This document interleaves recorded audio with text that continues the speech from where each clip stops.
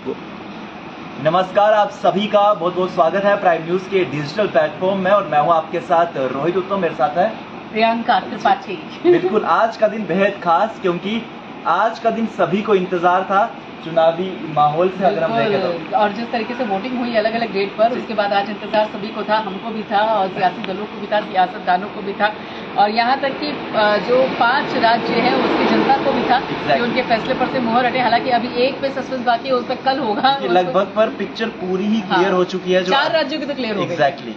और 2024 में जो चुनाव होंगे उसमें भी अभी भी कुछ ना कुछ चेहरे नजर आ रहे हैं कि हाँ, ये मुख्यमंत्री के तौर पर हो सकते हैं, ये मुख्यमंत्री के तौर पर हो सकते हैं। वो 2024 की बात कर रहे थे, हम कभी बात कर ले अगर विधानसभा चुनाव की।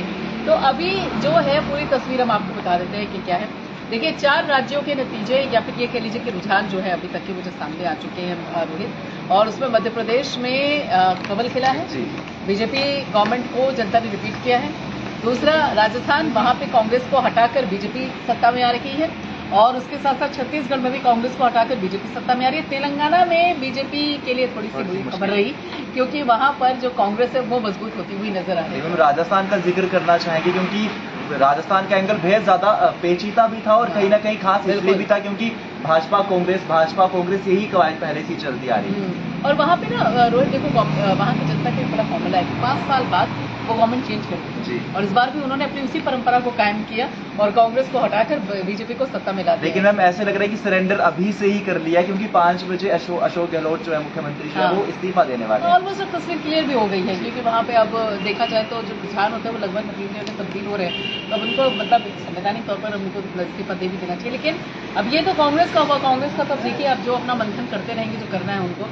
अब मंथन का समय शुरू होता है बीजेपी के लिए क्योंकि वहां पर देखिए, अगर मध्य प्रदेश में सीएम पेज की बात की जाए तो शिवराज सिंह चौहान का चेहरा लगभग क्लियर है क्योंकि वो लंबा अनुभव है उनके पास और मुझे नहीं लगता कि अभी कोई उनके चेहरे को लेकर एक्सपेरिमेंट किया जाएगा।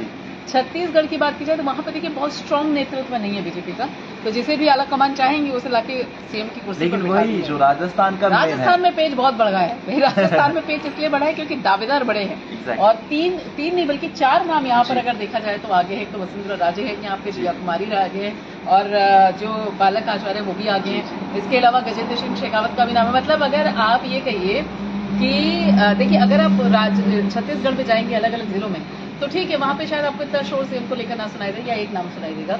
और लेकिन राजस्थान में अगर आप जोधपुर जाएंगे तो वहां आपको अलग नाम सुनाई देगा, जयपुर जाएंगे तो दिया कुमारी का नाम सुनाई देगा, जोधपुर जाएंगे गजेंद्र सिंह शेखावत का नाम सुनाई देगा, झालावाड़ की तरफ जाएंगे तो वहां पर आपको वसुंधरा राजे का नाम सुनाई देगा। यहाँ से उन्होंने काफी बहुमतों में मतलब जीत हासिल किया है। हाँ बिल्कुल, और खास तौर पर काम जो है वो बोलता है। अच्छा, इन सब चीजों में देखिए 2024 के लिए भी बड़ा बिल्कुल साफ है कि मोदी है तो मुमकिन है। हाँ, क्योंकि और एक योगी वाला फैक्टर भी आता है क्योंकि जो फील्ड में मेहनत की है वो जाहिर है किस तरीके से जो हर एक गली हर एक नुक्कड़ में जो रैलियां हुई है जमकर भाजपा द्वारा, तो उसका रिजल्ट कहीं ना कहीं अभी देखा जा रहा है। और अभी भी कई जगह से जो तस्वीरें सामने आई राजस्थान से या फिर ये कह लें कि छत्तीसगढ़ से मध्य प्रदेश, वहाँ बाबा बुलडोजर बाबा बड़े हिट रहे।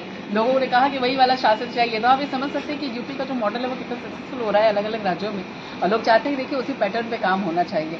और ऐसे में अब देखिए जो असल चीज है, पेच जो है सीएम की कुर्सी पर, ये राजस्थान में खास तौर पर, और पीएम मोदी की एक कह लीजिए कि नेचर है उनका स्वाभाविक सरप्राइज पैकेज बुला के दे देते हैं। अभी वो भाजपा दफ्तर भी जाने वाले हैं 6:30 बजे, 5 बजे के करीब वहाँ पे जश्न भी होना है, 6:30 बजे के करीब कार्यकर्ताओं को संबोधित करना है। तैयारियां मैम आप तो मानोगे नहीं कि 2 बजे से ही हम अभी विजुअल देख रहे थे, मिठाइयों को ऑर्डर दिया जा रहा है लगातार। जो भाजपा कार्यालय से अलग अलग शहरों से जो तस्वीरें सामने आ रही, तो खुशी कहीं ना कहीं बेहद ज्यादा क्लियर हो चुकी थी। तो ये जायज था और मुमकिन तो कर ही दिखाया। बिल्कुल, और एक तरीके से ये भी है कि जो कहा जा रहा था विपक्ष ने क्या था, देखिए कर्नाटक जीतने के बाद तो कांग्रेस के हौसले बड़े बुलंद हो गए और वो इतना आगे हो गया था कि उन्होंने कहा कि अब तो मोदी मैजिक नहीं चलने वाला है, वो खत्म हो चुका है, प्रोजेक्ट करने की कोशिश होगी। लेकिन यहाँ राजस्थान, छत्तीसगढ़ और मध्य प्रदेश जीतने के बाद कर्नाटक, हिमाचल प्रदेश का जो बदला है ना, बीजेपी ने पूरा समेट लिया है कि देखिए ठीक है। और तेलंगाना में आप देखिए वहाँ पे भी ठीक है, वो मतलब बहुत अच्छा है, लेकिन सीटों पे बढ़त हुई है। 1 से 5 पर आना ये कोई मामूली बात नहीं है। मतलब दक्षिण भारत में और तेलंगाना में खास तौर पे जहां पर अगर देखा जाए तो बीआरएस है, कांग्रेस है, एआईएमआईएम भाजपा है। की यहाँ पे नया था। हाँ, और तो उस बाबत अगर देखा जाए तो सीटों पे बढ़त हुई है। हालांकि अभी दक्षिण भारत में मेहनत करने की जरूरत है बीजेपी को, इसमें कोई शक नहीं है, और कर्नाटक तो हाथ से निकलने के बावजूद खासतौर पर वहां पर मेहनत करने की जरूरत है। लेकिन इसके साथ वही है कि अब मंथन इस पर होगा कि सीएम कौन होगा। अब सारे सवाल यहीं पे आके टिके और इसी का जवाब जनता लेकिन चाहती है। 2024 में चुनाव में उसकी पिक्चर कहीं ना कहीं क्लियर है। हाँ, एक तरीके से सेमीफाइनल के तौर पर इसको देख सकते हैं हम। सेमीफाइनल के तौर पर पहले जब बीजेपी, अच्छा एक चीज और भी थी रोहित, इस बार अगर देखा जाए तो जनता की नब्ज टटोलने में कहीं ना कहीं एक सभी को असमंजस था। हाँ, हालांकि जी। एग्जिट पोल के बाद शिवराज सिंह चौहान ने कहा था कि हम सरकार बना रहे हैं, लेकिन अब सुबह तक देखिए तो बड़ी शांति थी बीजेपी खेमे में। हाँ। जैसे जैसे रुझान आने शुरू हुए उसके बाद ढोल नगाड़े उत्साह रंग होली दीपावली सब मनानी शुरू कर दी गई। तो एक इस बार अगर देखा जाए तो जनता ने भी सरप्राइज दिया हाँ, है।